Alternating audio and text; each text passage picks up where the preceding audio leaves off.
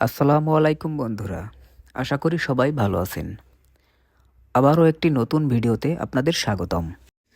আজকে আসলাম সিলেটের আম্বরখানায় অবস্থিত সৈয়দ চাশনী পীর রহমতুল্লাহের মাজারে। এই জায়গাটি সিলেটের আম্বরখানা পয়েন্টের পূর্ব পাশে গোয়াই টিলার উপরে অবস্থিত হজরত সৈয়দ চাশনী পীর রহমতুল্লাহের মাজার। এই মাজারে আসলে প্রচুর বানর দেখতে পাবেন। এরা আপনার গা ঘেঁষে চলাফেরা করতে পারে, কিন্তু ভয়ের কোনো কারণ নেই। এগুলো কারো কোনো ক্ষতি করে না। পারলে ৫ থেকে ১০ টাকার খাবার কিনে দিবেন। খাবারগুলো আশেপাশেই পাওয়া যায়। বানরগুলোকে নিজের হাতেই খাবার দিতে পারেন। তারা আপনার হাত থেকেই খাবার খাবে। ভয়ের কোনো কারণ নেই। হজরত শাহজালাল রহমতুল্লাহ যখন মক্কায় তার মামা ও গুরু সৈয়দ আহমদ কবিরের কাছে শিক্ষা লাভ করেছিলেন, তখন হঠাৎ একদিন একটি হরিণ শাবক তার গুরু ও মামার দরবারে একটি ফরিয়াদ নিয়ে হাজির হয়।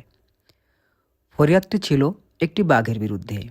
বাঘ তাকে প্রতিনিয়ত তাড়া করে। ফরিয়াদ শুনে সৈয়দ আহমদ কবির মনে মনে ভাবলেন, বাঘটিকে ডান হাতের ৩ ও বাম হাতের ২ আঙ্গুল দিয়ে আঘাত করে তাড়িয়ে দিবেন। হজরত শাহজালাল রহমাতুল্লাহ তার আধ্যাত্মিক শক্তির বলে মামার মনোবাসনা পূর্বেই বুঝতে পারেন এবং তিনি নিজেই বাঘটিকে আঘাত করে তাড়িয়ে দেন। এই ঘটনার পর তার মামা সৈয়দ আহমদ কবির আশ্চর্যিত হয়ে তাকে বলেন, তুমি কামিলিয়াত হাসিল করেছো, আমার কাছে শিক্ষা নেয়ার আর কোনো প্রয়োজন নেই। হুজরা থেকে এক মুষ্টি মাটি তুলে তার হাতে তুলে দিয়ে তার মামা বলেছিলেন, তুমি হিন্দুস্থানে গিয়ে পবিত্র ইসলাম প্রচার শুরু করো। আর যে স্থানের মাটির সাথে এই মাটির বর্ণে, গন্ধে, স্বাদে এরকম মেল পাবে, সেটা যেখানেই হোক না কেন সেখানে এই মাটি ছড়িয়ে দিয়ে আস্তানা গড়বে এবং সেখানে বসতি স্থাপন করবে আর ইসলাম প্রচার শুরু করবে। সৈয়দ আহমদ কবির রহমতুল্লাহের দোয়া নিয়ে হজরত শাহজালাল রহমতুল্লাহ ধর্মপ্রচার অভিযানে আরবের মক্কা শরীফ হতে একা একাই যাত্রা শুরু করেন। শাহজালাল রহমতুল্লাহ মক্কা হতে বিদায়কালে যে কয়েকজন সঙ্গী তার সাথে যাত্রা করেন, তাদের মধ্যে প্রধান ছিলেন হাজি ইউসুফ, হাজি খলিল, হাজি দরিয়া।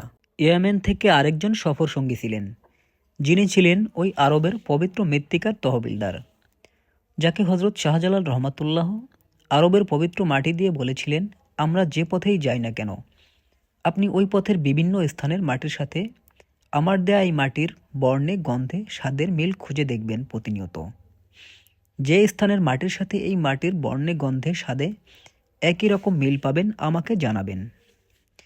সেটা যেখানেই হোক না কেন আমরা সেখানেই বসতি স্থাপন করব আর সেখানেই ইসলাম প্রচার করব।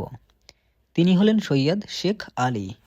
সুদূর মক্কা থেকে সিলেট আসা পর্যন্ত হজরত শেখ আলী রহমতুল্লাহ হাজার হাজার স্থানের সাথে হজরত শাহজালাল রহমতুল্লাহর দেয়া মাটির সাথে প্রতিটি স্থানের মাটির বর্ণ, গন্ধ ও স্বাদ পরীক্ষা করেন।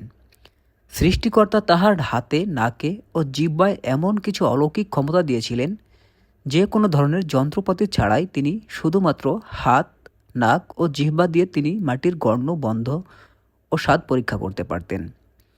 অবশেষে শাহজালাল রহমতুল্লাহ যখন রাজা গৌড় গোবিন্দকে পরাজিত করেন, গৌড় গোবিন্দর রাজ্য জয় করে, তখন সৈয়দ শেখ আলী বর্তমান সিলেটের মাটি পরীক্ষা করেন। হজরত শাহজালাল রহমতুল্লাহকে জানান যে তার পীর সৈয়দ আহমদ কবিরের দেয়া মাটি, এক মুঠো মাটির সাথে এখানকার মাটির অদ্ভুত মিল রয়েছে। তারপর হজরত শাহজালাল রহমতুল্লাহ মামা ও গুরুর কথা মতো আরবের মক্কার সেই পবিত্র মাটি বর্তমানে সিলেটের দরগা মহল্লার টিলার উপর থেকে চতুর্দিকে ছড়িয়ে দেন। একটি ছোট্ট টিলার উপরে তার আস্তানা গড়েন। মক্কার সেই পবিত্র মাটির সাথে সিলেটের মাটির মিল রয়েছে বলেই সিলেটকে পুণ্যভূমি বলা হয়। সৈয়দ শেখ আলীকে জিহ্বা দিয়ে চুষে মাটি পরীক্ষা করতে হতো। সেই কারণেই আজও তাকে সৈয়দ চাশনী পীর রহমতুল্লাহ বা চাশনী পীর হিসেবে অভিহিত করা হয়।